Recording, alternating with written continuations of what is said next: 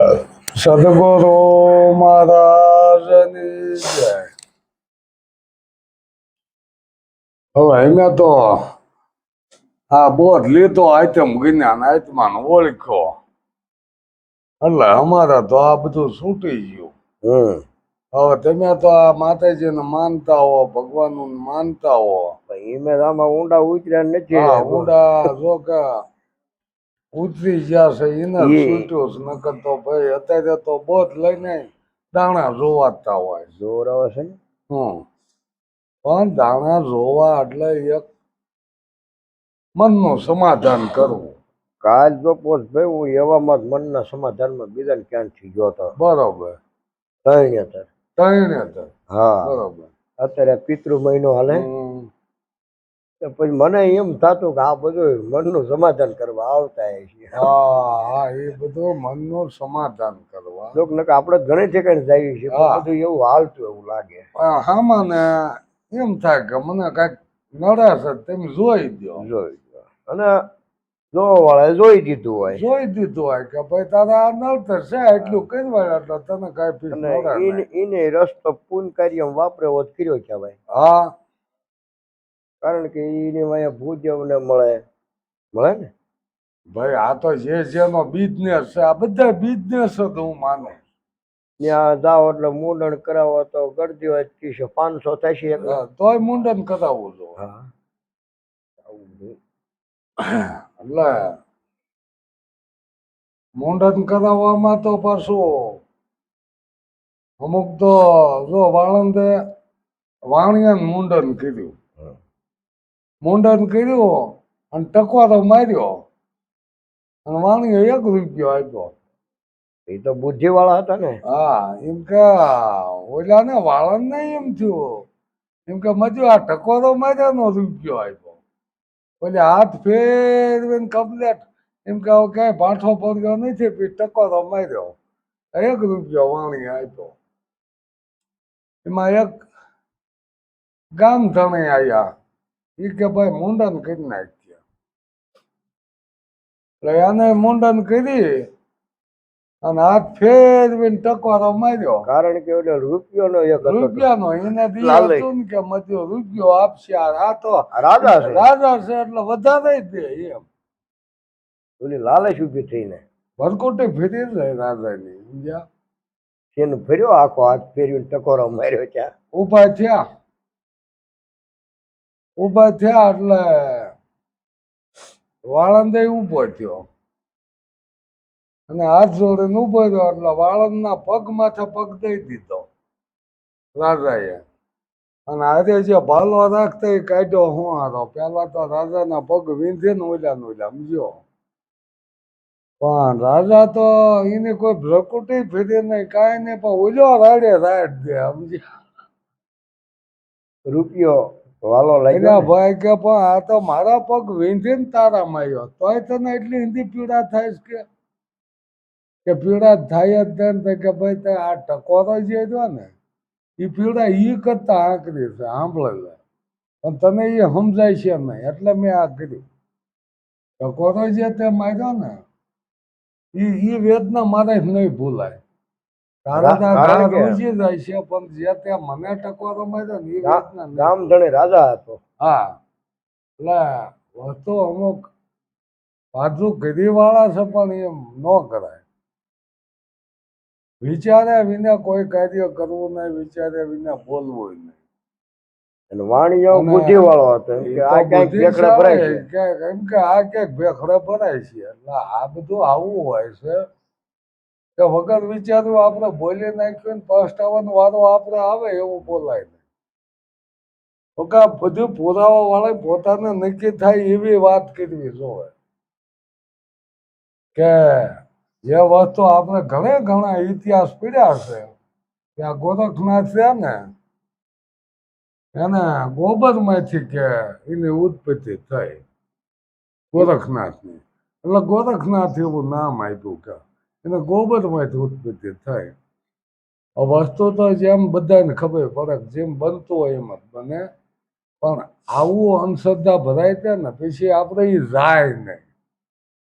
પણ પાછું શાસ્ત્રો પાછળ એવું દેખાડે હા ઈ તો ઈ જ જો આ વસ્તુ એટલે તો નથી મેં તો કીધું ને કે આ ગ્રંથોએ કરી ગડબડ વાત નો કરી ખરી જેમ સહીમ વાત કરી હોત ખુલાસો આપ્યો હોત તો કે ભાઈ આ દે તો કે આ ગોબરથી ન છે એમાં ગોબર ભર્યું છે બધું છે દેહથી ને ઉત્પત્તિ થાય છે બાકી ન થાય પણ આવું અમુક ખુલાસો ન હોય એટલે મારા ભરમાઈ જાય છે અને ઘણું ઘણું એમાં ભરમાઈ ગયું છે બરાબર ઘણા જગ્યાએ પરસામાં હજીવન કર્યા એવું બતાવતા હોય છે ઘણા ઘણા પરસામાં એવું હોય છે કે મૂર્તિ જે પથ્થરની મૂર્તિ દૂધ પી જાય છે અત્યારે હાલમાં તે આપણે અત્યારે ઉજ્જૈનમાં કહે છે કે ભૈરવનાથ કે હા. દારૂ પી જાય તેમ ભાવો એમ હા આપણે જ્ઞાન નથી પણ વાત પાકી આ વાતો બધા કરે છે અને પી જાય મેં છે તો જેલા પાસે વાત હા. સાંભળે છે એવી એક ફકરાનાથની વાત આવે છે કે વાણિયાએ કંઈક માનતા કીધેલી કે હવામાન તેલ સરાવીશ જમરાળા હનુમાનજીને મંદિર છે ત્યાં એમ કે હા જમરાળા હા હવા છે તેલ સરાવીશ એવી માનતા કીધેલી એટલે પેલા ચામડાના કુડલા હતા કુડલા એમાં તેલ ભરે અને મોઢું બાંધી દે એટલે નીકળે નહીં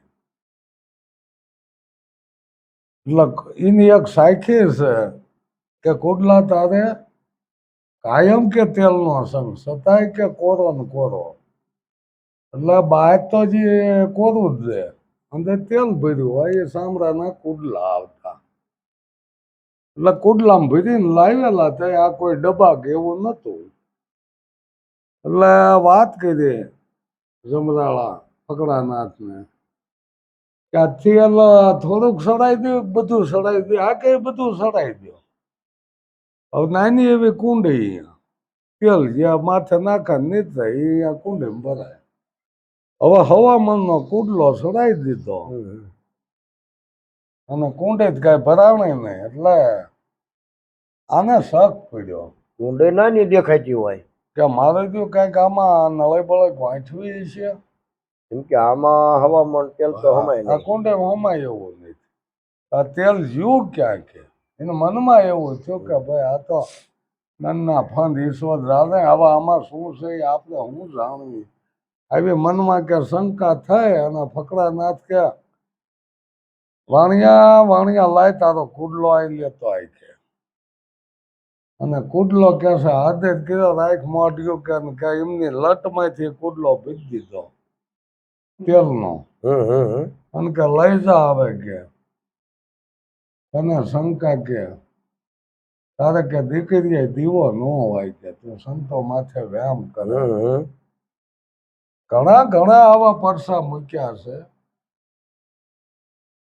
હવે આમાં આ તો કઈ ઝુકતી મુક્તિ તો હોય જ તે બરાબર છેલ્લે મસ્તક કાપી નાખ્યું એ રાંધી નાખ્યો પ્રસાદ કીધી નાખ્યો અને પાછો હતો એવો ને એવો છેલ્લો એવો બનાવી દીધો તો આ એક ઝુકતી છે અને બને છે એમાં કઈ આના કઈ કરવા જેવું નહીં પણ સમજવાની રીત કઈક જુદી હોય છે નકર તો કે અમે સવા ભગત જેવાય કીધું કે વેદ વાંચીને વિદ્યા સકડા આશા શબ્દો સંતોએ પકડ્યા તો હાસુ કેમ બને છે એ તો પોતાને અનુભવ થાય તે નીચે થાય છે ગણપતિને શેષ કપાણું ને હાથીનું મૂકી દીધું આ બે હાથું થાય નકર એ ફેટ ન આવે પણ છતાંય આ એક ઝુકતી મુક્તિ છે અને બરાબર જ છે જે કીધું એ બરાબર પરસાય બરાબર છે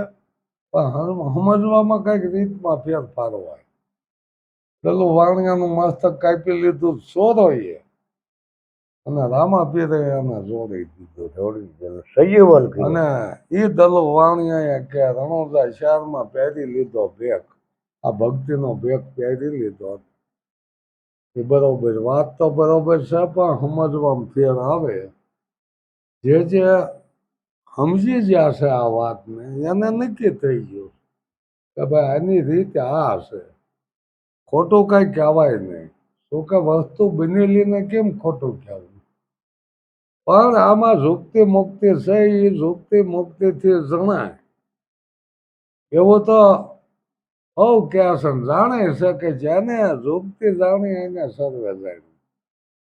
ઝૂકતી જેને જાણી હમ. લીધી ને એને બધું જાણી લીધું કે ભાઈ વાત આમ જ છે અને આ રીતે જ બને. બાકી પાદરું કાંઈ કોઈ બનતું નથી. આપણે એક માનો ને દૂધમાંથી ઘી બનાવવું હોય તો એની બધી ક્રિયા કરવી જોવે. એ દૂધ ને રાવવું જોવે, એ રાયા કરીને વલોવવું જોવે, વળી એ માખણને તાવવું જોવે, ઉતારીને ત્યાં ઘી બને છે. એટલે આ રીતે ક્રિયા જેની જે ક્રિયા આવે એ કરવી જોવે છે.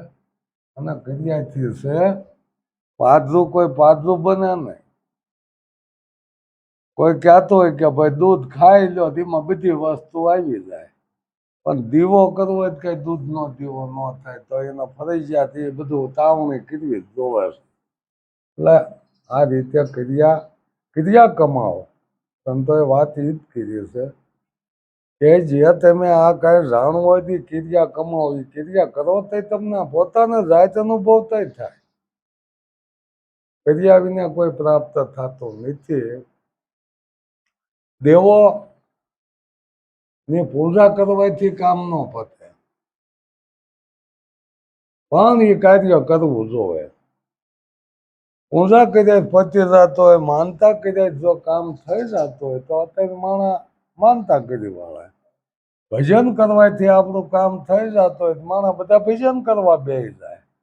તો આ રાત દી કાળી મજૂરી કોઈ કરે નહીં, પણ કાર્ય તો કરવું જ જોવે છે. જેવી તમારી આવડત, આપણે જે આવડત હોય એટલું જ કાર્ય થાય છે, અહીંથી આગળ ન થાય. કાર્ય કર્યા પછી આનું ફળ મળે. કાર્ય વિના અને કારણ વિના કોઈ કાર્ય બને નહીં, અને કાર્ય વિના કોઈ ફળ મળતું નથી. જેવા જેવા કર્મ કરવી એવા ફળ મળે છે. પછી જે છેતરવાના ધંધા કરે, આપણે કેવું ભાઈ આના કાયમ છેતરવાના જ ધંધા હતા, તો એને એ ફળ કેમ પ્રાપ્તિ ન થઈ એમ. એને કાયમ છેતરવાના ધંધા કર્યા છે તો એને એ ભોગવવાનું કેમ નથી આવતું એવું બને છે. પણ કર્મ બે ત્રણ પ્રકારના હોય છે, સંચિત કર્મ, ક્રિયામાં ને પરારંભ. અમુક એનો પરારંભ પડ્યું હોય તો કદાચ ન ભોગવવાનું આવ્યું હોય, એથી કરીને કોઈ આપણે એવું છેતરપિંડીના ધંધા કરાતા નથી. છેવટે એનો ખુલાસો થાય છે તેથી ભલે એ ન ભોગવવો જોવે, પણ જ્યારે માણસ તિરસ્કાર કરે ને એ ભોગ્યું જ ગણાય છે. ઘણા ઘણા અત્યારે આપણે એવા પકડાઈ જાય છે અને જેલમાં જાય છે. તો એ કર્મનું ફળ નહીં તે શું છે? ભલે ગમે એટલા આશ્રમ હોય, ગમે એટલી સંપત્તિ હોય, પણ છે જ્યારે આપણે એ ખુલાસો થઈ જાય એનો બહાર પડી જાય તો પછી એને એ કર્મ ભોગવવાના દાવે છે. પછી જેલ ભોગવે કે કીધે પણ માણસ જયારે આપણો તિરસ્કાર કરે ને તો એ કર્મનું જ ફળ છે. ક્યારે તિરસ્કાર કરે કે આપણામાં કઈ કમી છે, કઈ માણસ આપણને તિરસ્કાર કરે છે.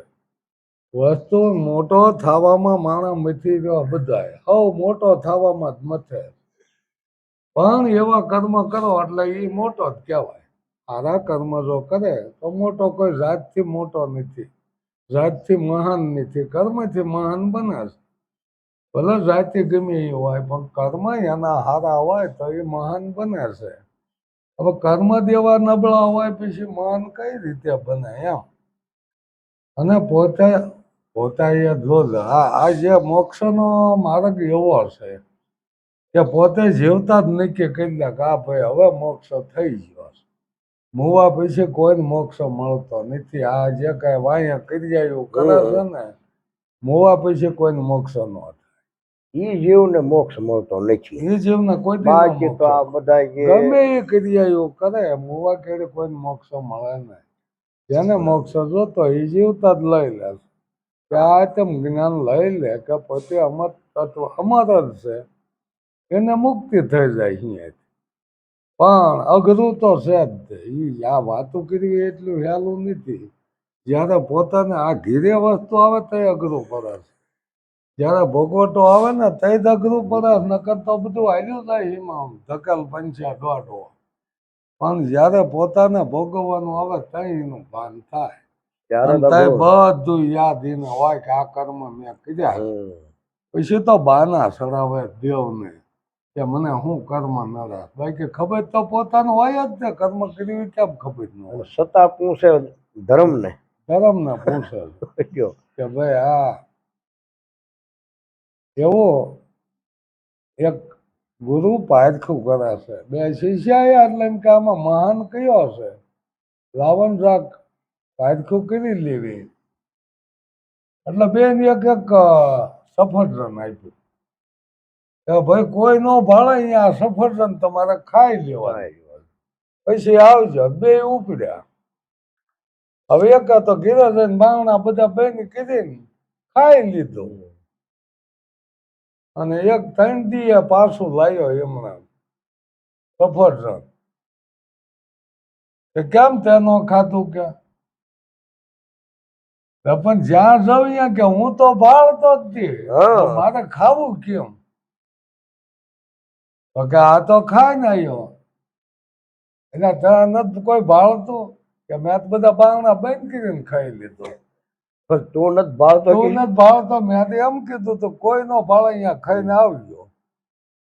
એટલે કે ભાઈ તારું કામ જ નથી, આત્મજ્ઞાન નું તારું કામ નથી. તું સોરી લઈને તો આવ્યો, હવેમાં તને આત્મ જ્ઞાન થાય ક્યાંથી? એ એટલે જે કરે છે પોતાને જ ખબર જ હોય, પોતે જ ભાળે જ છે ને. ગુરુએ કીધું કોઈ ભાળે નહીં એમ ખાઈ લેવાનું. એમ ખાઈ લેવાનું. તો ભાઈ ગમે એ કાર્ય કરે તે પોતે જ ભાળતો. હા તો જ હોય. ગમે એ કાર્ય કરે પોતે જ ભાળે જ છે. ખબર જ છે કે મેં આ ખરાબ કર્યું છે. એનો ભોગવટો આ પોતાને ભોગવવાનો આવે, અને એને કઈ આત્મ જ્ઞાન નથી થતું. આ તો પોતાને જ નક્કી હોવું જોઈએ કે ભાઈ હું તો જોઉં જ છું કે આ કાર્ય મારે જ બને નહીં, અને મારે સિવાય બીજો છે નહીં. જો હવે આમાં તો ક્યાં આમાં કઈ આત્મ જ્ઞાન ના થોડાક કોઈ ફૂલ ગૂંથવાના આવે છે કે આમાં પૂજા કરો તો જ આત્મજ્ઞાન થાય છે, કે કોઈ તમે દક્ષિણા દો તો જ આત્મજ્ઞાન થાય છે, એવું તો કઈ છે ને. એ તો પોતાને જ નક્કી કરવાનું, આત્મજ્ઞાન એને કહેવાય. પણ ગુરુનું માધ્યમ ક્યાં મૂક્યું છે કે એના આધારે જ આ બધું થાય છે. એના વિના થાય નહીં. જાને સત્ય છે ને, સત્યના આધારે જ આ બધું બને. એ મોટામાં મોટો માધ્યમ છે કે સત્ય ન હોય કાંઈ ન હોય.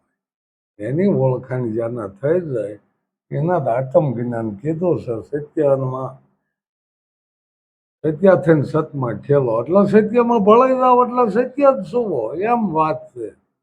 પેલું કોઈ થવા જેવું નથી, સત્ય જ છે જ તે, પણ એમાં ભળાઈ જવાનું. દીદીઓ છે જ તે, નિંદીના પાણી ભળી જાય એટલે દીદીઓ. આટલી ટૂંકમાં વાત સમજાઈ જાય કે દરિયો થવા જેવું નથી, દરિયામાં મળી જાય એટલે એ દરિયો જ બની જાય છે.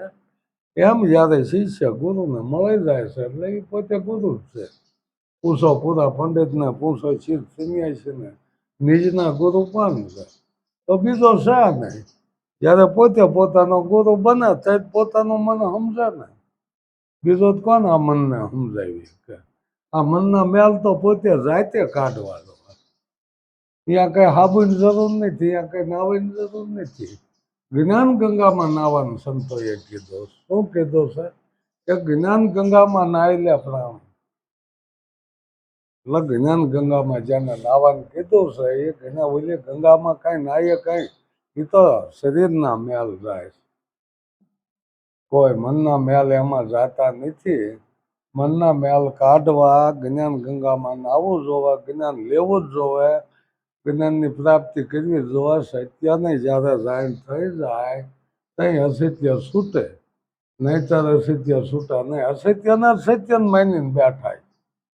આ દીધી શું આ દાલ્યું છે ને કે બસ આ મંદિર સત્ય છે, એ ભગવાન બેઠા એ સત્ય છે. એ તો આપણે માણસોએ બનાવ્યું છે. શું કે એક આધાર લેવા પૂરતું બનાવ્યું છે કે ગામમાં આવું કયો હોય તો કે ભાઈ મંદિરે ભેગા થઈ ગયો એટલે બધા અહીંયા આવી કે ગામમાં કોઈને એકા બીજો વિરોધ હોય તો કોઈના ઘીરે રાખ્યું હોય તો અહીંયા કોઈ ન આવી કે પણ મંદિરે હવ આવી શકે. શું કે સાર્વજનિક કહેવાય.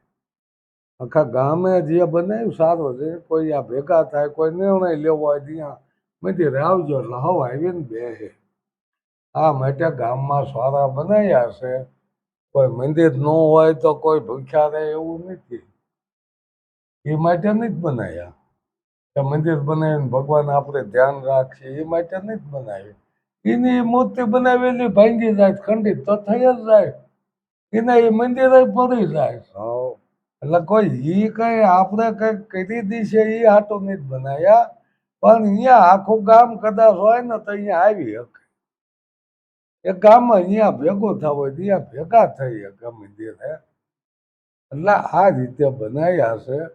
હવે જો અત્યારે પ્રસંગ ઉકેલવા હોય તો અત્યારે આ બધું ભેગું કરવામાં એટલું મોંઘું થઈ ગયું. તમે એ ગાટલા ગોળા સાયા વાસણ લાવો તો અત્યારે 25-30 હજારના ખર્ચા સામાન્ય થઈ જાય. તો આવી સમાજવાળીઓ બનાવે છે ત્યાં કાર્ય ઉકેલાય અને એ ઓછા ખર્ચા થઈ જાય કે ભાઈ આપણે 10,000 રાખવા. એટલે એ રીતે આ વસ્તુ મંદિર કરવાથી કોઈ સંસ્કાર આવે એવું નથી. શિક્ષણ એવું અત્યારે જો અત્યારે આમ તો વાત કરાય એવું નથી. શિક્ષણ વાળા લોકોને અત્યારે દોરા બાંધ્યા હોય. શિક્ષણ વાળા માણસો અત્યારે દાણા જોવાતા હોય. એ વધુ માનવા માંડ્યા છે કે ભાઈ અમારે આ શું ભાઈ શિક્ષણમાં જ નક્કી અને એ ભણવામાં એ બધું આવે છે.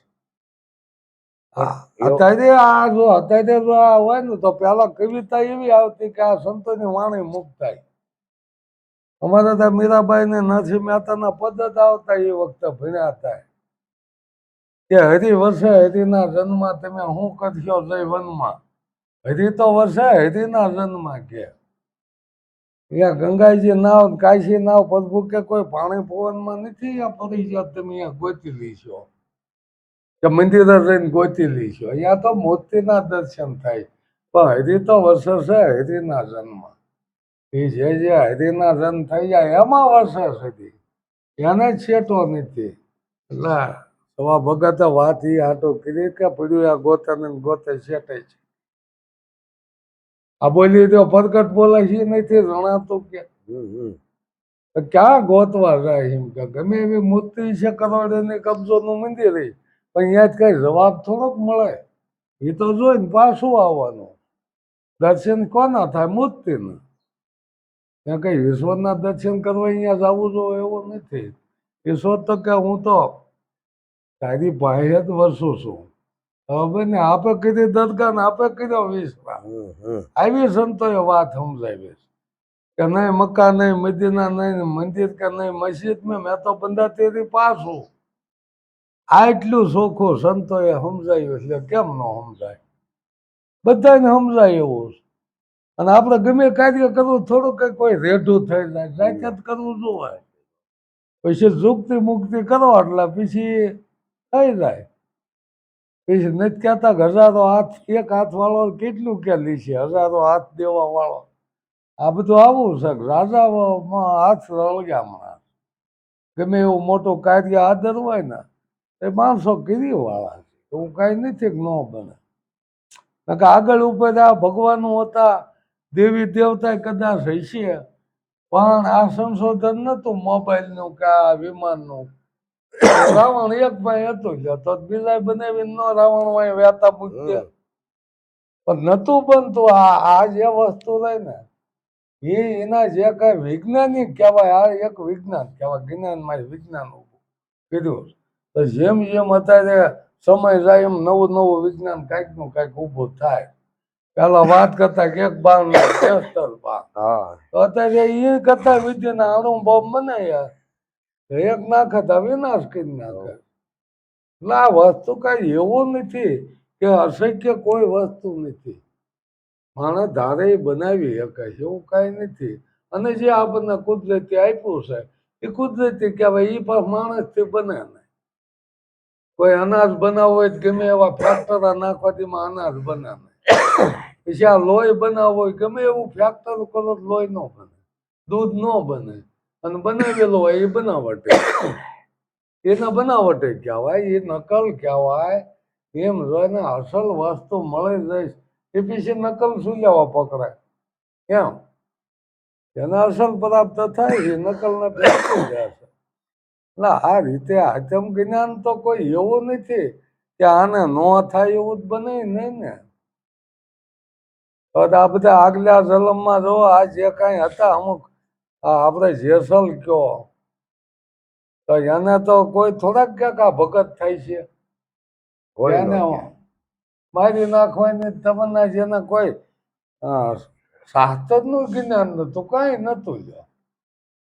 બસ એ તેના અહમમાં મસ્ત હતો. અને વળી જીવહંત્યા કરીને પાછો રાજી થાય. હા, એ મારીને પાછો ખખડે હશે, રાજી થાય.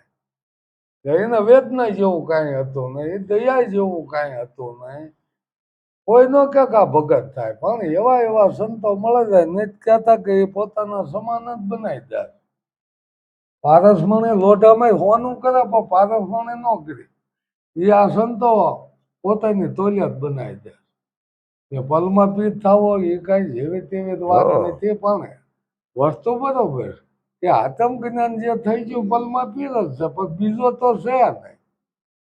પીર કયો, ઓલિયો કયો, ઈશ્વર કયો, આત્મા કયો, જે કયો મૂળ તો એકનો એક, બીજો તો છે નહીં. આને આત્મ જ્ઞાન કહેવાય. હવે આ વસ્તુ એક આપણે એવા કપટ કરીને પૂંજાવવું છે, આ દક્ષિણાઓ લેવાય નહીં, આની ઉપર જો ગુજરાને હકવવું હોય તો એ કાંઈ કોઈ આત્મ જ્ઞાન છે નહીં.